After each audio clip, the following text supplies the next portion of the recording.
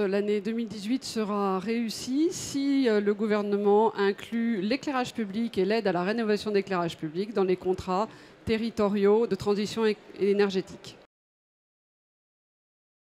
En direct du SMCL 100e édition sur le stand de la Fédération nationale des travaux publics, je suis en compagnie de Anne Valac. Bonjour.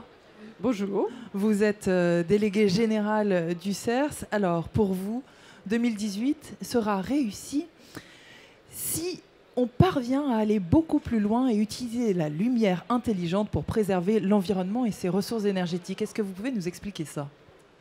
Écoutez, je crois que les collectivités locales ont deux enjeux essentiels qui s'imposent à elles dans le cadre de la transition énergétique et dans le cadre de l'éclairage public.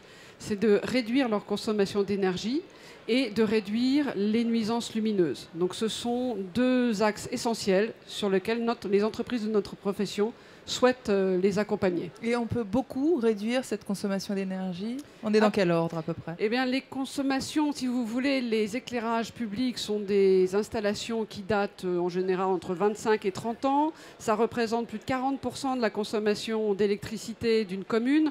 Donc on a un enjeu absolument extraordinaire. On a des règlements européens et français qui s'imposent aux collectivités locales et qui interdisent notamment, vous savez, ces fameuses lampes à boules qui éclairent le ciel et rien d'autre. Donc on a un certain nombre de technologies et nos entreprises qui travaillent depuis très longtemps avec les collectivités locales les connaissent bien, peuvent leur proposer des technologies nouvelles, des installations efficaces qui leur permettent de réduire ces consommations d'énergie de manière très importante et sur mesure. Par exemple, qu'est-ce que peut proposer le CERS comme genre de proposition ? Alors évidemment, j'imagine que chaque cas, chaque commune a sa réalité, mais il y a peut-être des orientations dans les innovations que vous pouvez proposer. Bien sûr, et puis on n'en est plus à changer l'éclairage, je change le candélabre et la lampe et puis c'est fini. Maintenant, on est dans l'éclairage intelligent.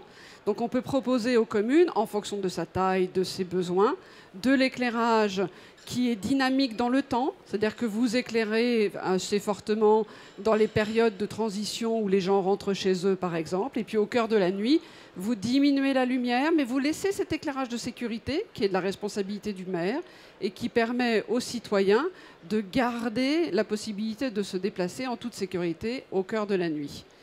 Merci. On peut également, sur ces installations, valoriser l'usage de l'éclairage public en y mettant maintenant du Wi-Fi, de la vidéosurveillance, un certain nombre de technologies qui permettent à l'élu de valoriser des services sur l'utilisation de son éclairage public. C'est-à-dire valoriser de quelle façon, là, en l'occurrence ? Eh bien, c'est des services qu'elle va proposer aux citoyens dont il pourra se servir, le fait d'avoir accès à la Wi-Fi quand vous êtes au cœur de la ville, de pouvoir sonoriser un espace public, de pouvoir faire de la vidéosurveillance. Vous pouvez mettre sur de l'éclairage public un certain nombre de services comme ça. Des services en réseau. Voilà, des services en réseau. Merci beaucoup Anne Valac.